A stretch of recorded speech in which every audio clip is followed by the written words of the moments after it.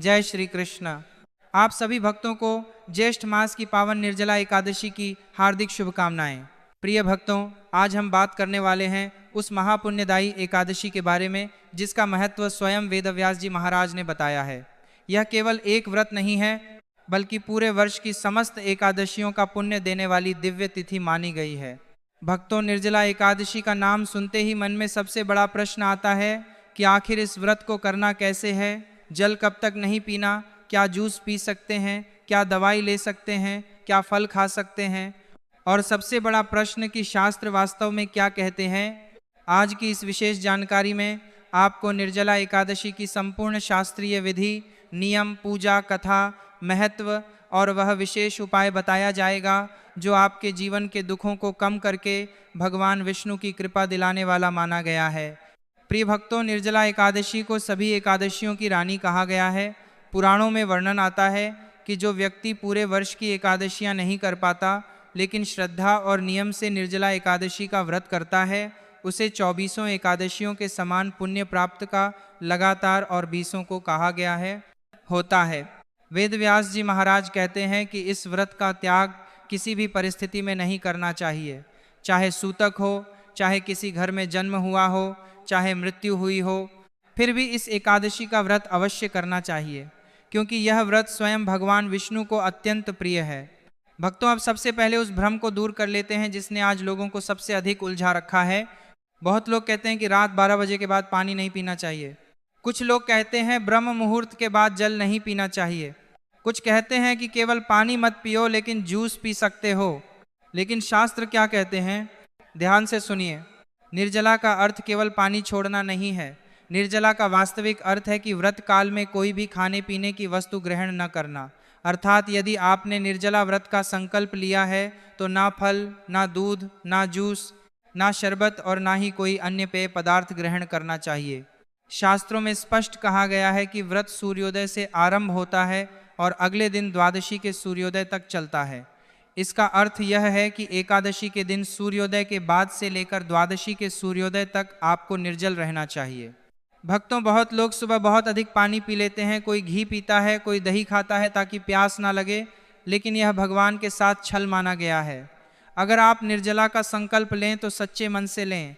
जितनी आपकी क्षमता है उतना ही नियम करें। अब यहाँ एक महत्वपूर्ण बात, यदि कोई व्यक्ति बीमार है, दवाई चल रही है, शरीर में कमजोरी है या डॉक्टर ने मना किया है, तो वह व्यक्ति फलाहार या जल लेकर भी एकादशी कर सकता है। भगवान भावना देखते हैं, शरीर को कष्ट देना धर्म नहीं है। जो लोग निर्जल नहीं कर सकते वे फलाहार करके भी भगवान विष्णु का व्रत कर सकते हैं, उन्हें भी पुण्य प्राप्त होता है। अब बात करते हैं कि निर्जला एकादशी के दिन क्या करना चाहिए। भक्तों, ब्रह्म मुहूर्त में उठ जाइए। आंख खुलते ही दोनों हाथ जोड़कर भगवान विष्णु को प्रणाम कीजिए और कहिए, हे प्रभु, आज निर्जला एकादशी का पावन दिन है। मुझे शक्ति दीजिए कि मैं आपका व्रत श्रद्धा और नियम से पूर्ण कर सकूं। इसके बाद स्नान कीजिए। स्नान के जल में गंगा जल अवश्य मिलाएं। यदि संभव हो तो थोड़ा सा काला तिल भी जल में डाल सकते हैं। स्नान करते समय भगवान का नाम लेते रहें। ओम नमो भगवते वासुदेवाय या हरि ओम तत्सत। भक्तों, इस दिन टूथपेस्ट या सामान्य मंजन का प्रयोग नहीं करना चाहिए, क्योंकि उनमें नमक और केमिकल होते हैं। व्रत वाला मंजन या नीम पत्ती का प्रयोग करना श्रेष्ठ माना गया है। स्नान के बाद सूर्य भगवान को जल दीजिए। तुलसी माता को जल अर्पित कीजिए। यदि रविवार ना हो तो पीपल देव को भी जल चढ़ाइए। अब भगवान विष्णु की पूजा की तैयारी कीजिए। एक चौकी पर पीला वस्त्र बिछाइए। उस पर भगवान विष्णु और माता लक्ष्मी की प्रतिमा या तस्वीर स्थापित कीजिए।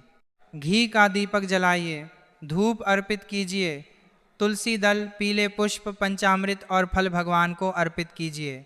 भक्तों, ध्यान रखिए, बिना तुलसी के भगवान विष्णु की पूजा अधूरी मानी गई है, इसलिए तुलसी दल अवश्य चढ़ाइए।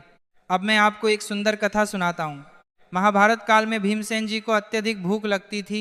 वे सभी एकादशियों का व्रत नहीं कर पाते थे।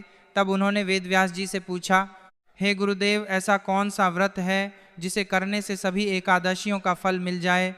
तब वेदव्यास जी ने कहा, हे भीम, ज्येष्ठ शुक्ल पक्ष की निर्जला एकादशी का व्रत करो। इस दिन जल तक ग्रहण मत करना। जो मनुष्य श्रद्धा से यह व्रत करता है उसे 24 एकादशियों का फल प्राप्त होता है। भीमसेन जी ने यह व्रत किया और उन्हें महान पुण्य प्राप्त हुआ। तभी से यह एकादशी भीम एकादशी के नाम से भी प्रसिद्ध हो गई। भक्तों, यह कथा हमें बताती है कि भगवान सच्ची श्रद्धा से किए गए छोटे से प्रयास को भी स्वीकार कर लेते हैं।